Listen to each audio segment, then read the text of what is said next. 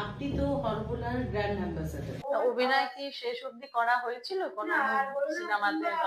আমার স্বপ্নের নায়ক হয়ে গেল। অফার যখন পেলাম তখন আর ভালো লাগলো। অফার যখন পেলাম তখন আর ভালো লাগলো। মানে কষ্টটা আমি নিজেকে তৈরি করি। সেই জগতের মেয়ে হয়ে আমার কিনা যাচ্ছে ওদিক নাটক। Welcome to EdTalk India, organized by National Education Forum. আজকে আমাদের সাথে আছেন হরবোলা আর্টিস্ট স্বাতি মুখার্জি। নমস্কার ম্যাম। নমস্কার। আপনাকে এখানে আসার জন্য অসংখ্য ধন্যবাদ ফার্স্ট অফ অল। আর ফার্স্ট আপনি ফেমাস অ্যাজ এ হরবোলা আর্টিস্ট হিসেবে, তো আপনি যদি একটু বলেন যে হরবোলা আর্ট ফর্মটা কি আর্ট ফর্ম, মানে হরবোলা সম্পর্কে আগে শুনতে চাইবো। হরবোলা মানে হচ্ছে হর মানে সব হল হরেক রকম প্রজেক্ট। আমরা তো আগে ছোট জিনিস করতে পেরেছি যে মুখের শব্দ বা আওয়াজ বা বল, পশু পাখির ডাক, এগুলি আমরা জানতাম। হরবোলা গান, হরবোলা গান হচ্ছে হরেক রকম প্রজেক্টের গান। এতে আপনার রবীন্দ্রসঙ্গীত আছে, আছে, রজনীকান্ত আছে, বাউল আছে, সাঁওতাল সং, আধুনিক এসেছে। এটা হচ্ছে হরবোলা। তো আপনি গানের উপরে, তো আপনার এই হরবোলা এই আর্ট ফর্মটার উপর কিভাবে মানে ইন্টারেস্টটা গ্রো করলো? শুনুন, এগুলো রক্ত থেকে আসে। আপনাদের বলে দিই যে আমাদের বাড়িটাই ছিল কালচারাল জগৎ।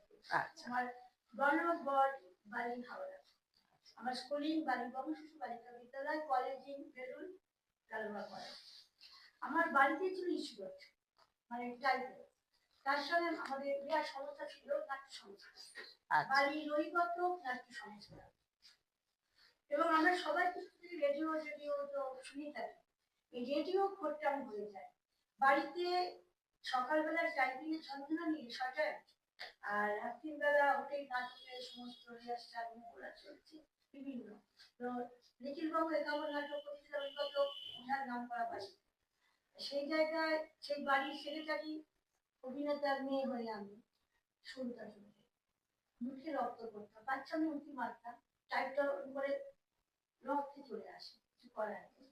কিন্তু কেউ হারমোনিয়ামটা দেয়, ওই মুখে মুখে ওরা করতো, দেখতাম। ছোট যেতে নেই এখন, ওই নিজে প্র্যাকটিস করতাম। এইভাবেই আস্তে আস্তে শিখে গেছি। জ্ঞান হওয়ার 7 বছর পর থেকে। আর রেডিও তো ভয়ঙ্কর নেশা, এত রোমান্টিক শিল্পীদের গান আমাকে মুক্ত করতে। গান নয়, তাদের অ্যাঙ্কারিং, অভিনয়, খবর সবই তো রেডিও। সে রেডিও শুনে শুনে আর টিভি দেখে টিভি রেডিও প্লাস হচ্ছে নিজে সমানে প্র্যাকটিস করে করে এইটা। হ্যাঁ, প্র্যাকটিস না করলে তো কথাতেই আছে practice makes a man perfect. তো হরবোলার ব্র্যান্ড অ্যাম্বাসাডার বলা হয়, স্বাতি মুখার্জিকে বলা হয় হরবোলার ব্র্যান্ড অ্যাম্বাসাডার। এই যে ব্র্যান্ড অ্যাম্বাসাডার হওয়া অব্দি জার্নিটা যদি আপনি একটু শেয়ার করেন, কিভাবে আপনি ব্র্যান্ড অ্যাম্বাসাডার হলেন? দেখুন, হরবোলা হতে গেলে গলাকে খতম করতে হবে। আমি কিন্তু গানের খেলা অ্যাথলেটিক্স সব যেহেতু আমি স্টুডেন্ট শিখেছি, তাই সেইবার নর্মাল সিঙ্গার অ্যাথলেটিক্স সংগ্রহ দিয়ে তবে আমি অ্যাডাল্ট সিঙ্গারে গেছি।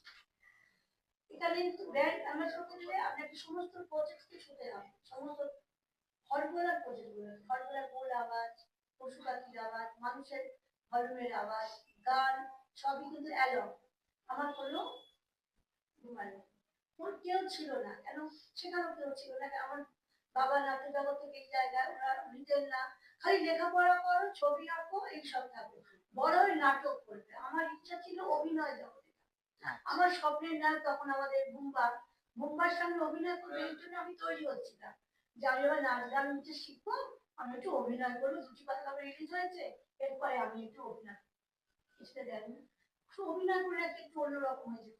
নাট্য জগতের মানুষকে অভিনয় জগৎ ছিনে বেরিয়ার সঙ্গে ডিফারেন্স। হ্যাঁ হ্যাঁ, সেই জগতের মেয়ে হয়ে আমি কিনা যাচ্ছি ওদিকে নাটক শিখবো। তোর আমার নাটক ভালো লাগার পর কি সব এদিকে দাঁড়াচ্ছে ওদিকে দাঁড়াচ্ছে, আমার বাবা মাথায় ঢোকে না। আমার বাবা গান, ওই গান দেখে নায়িকার মতো ঘুরবো ফিরবো, ওইসব নেশা। এই করতে করতেই আমি শিখে গেছি সবকিছু। অভিনয় কি শেষ অবধি করা হয়েছিল কোন সিনেমাতে? আমার স্বপ্নের নায়ক হয়ে গেল। অফার যখন পেলাম তখন আর ভালো লাগলো। অনেকদিন দিদা ধরে রেখেছিলাম, দিদা ষোলো থেকে হতে হতে আমি দুঃখ পেলো দেবশিলাকে বিয়ে করলো, আমার নামে বিয়ে হয়ে গেল। হে ভগবান, কি দুঃখ, আর বোকাকে তার পেলাম না নায়ক হিসাবে। ওই মনের মধ্যে রয়ে গেল, যেতে মন ভাঙা সব যেতে পারে। আর আপনি যে বলছেন এই যে সবটাই একাকী, মানে মানে অ্যালোন, হ্যাঁ, তো সেইটা মানে ধরুন আপনি এই যে অভিনয়টা এই যে বলছেন যে একাকী, হ্যাঁ, এটা কি একটু দর্শকদের দেখানো যায় কিভাবে করেন? না না, কেউ ভাববে না। কেন ভাববে না? আপনার এত এটা তো একটা প্রতিভা, এই জিনিসটা পুরো একা করা। কারণ অভিনয় মানে আমরা সবসময় জানি যে অনেকগুলো ক্যারেক্টার থাকবে, তাদের সাথে ইন্টারাকশন হবে। সেই জায়গা থেকে দাঁড়িয়ে একা নাটক করাটা বা অভিনয় করাটা যদি একটু দেখান। আসল অভিনয় মানে যেটা ছিল অভিনেত্রী হওয়া।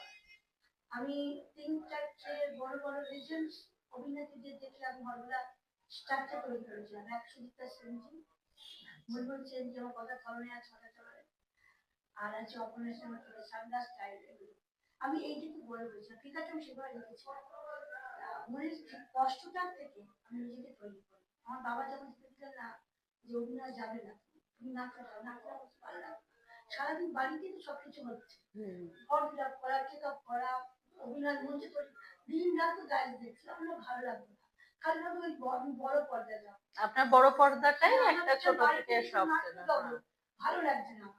এই জন্য বড় বড় সেলিব্রিটি তো আসছে, দেখতে পাচ্ছি, আমার ভালো লাগছে না, হলো না। স্বপ্নের যদি সত্যি আমি পেলাম না, অফার অনেক পরে এসেছি, আমি জানি নিশ্চয়ই আমি কিছু না, আপনি যখন চেয়েছেন এইটুকু যে আমি দিতে পারছি। হ্যাঁ, মানে এটা খুবই ইন্টারেস্টিং, মানে একা অভিনয় করা, একা অভিনয় শেখা। তাই জন্য বলছি যে একটু যদি আপনি দর্শকদের দেখান। দরজার ওখানে কি? ও কাজল, এসো এসো এসো এসো, ভিতরে এসো, প্লিজ প্লিজ বসো। মালতী, কি করছো তুমি? আমার বন্ধু এসে অনেকদিন পরে। প্লিজ প্লিজ একটু বসো, প্লিজ তুমি একটু চা নিয়ে এসো। চা তো সরি, কফি তুমি কি করবো, সরি। মালতী, তুমি চাটা একটু, চাটা একটু খেতে হবে, মালতী তুমি চাটা নিয়ে এসো আর ওই বিস্কুট, ঠিক আছে? অনেক পরে তুমি একটু খেতে হবে কিন্তু। কি ব্যাপার বলো তো, বসো বসো, কি হয়েছে বলো? আর হঠাৎ আমাকে মনে পড়লো? কি মনে পড়লো? স্বপ্নে দেখেছো? আমি বিশ্বাসই করি না। মালতী তাড়াতাড়ি, কি তুই সকালবেলা ছুটে চলে এসছো ফ্লাইটে? মাই গড, মালতী তুমি তাড়াতাড়ি চাটা নিয়ে এসো। কি বলছো তাহলে তুমি? কি দেখেছো বলো তুমি? আমি তো বিশ্বাস করতে পারছি না, তুমি ফ্লাইটে চলে এসছো। সত্যি তুমি আমার চোখের কাজ। চাটা নিয়ে এসো, তাড়াতাড়ি মুখে দিও, ঠান্ডা হোক, আমি আমার হাত পাকাচ্ছি। কি বলছো তুমি? হ্যাঁ, কোনদিন বুঝবি না, সত্যি বলছো? বুঝলি, চেষ্টা করে দিতে। আজকে আমার চেষ্টা করতে পারবে? কি বলছো? তুমিও কাঁদছো?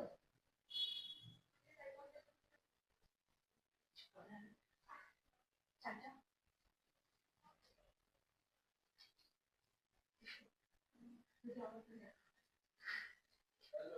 ভুল ভাঙো, এমন শেষ করে একদম।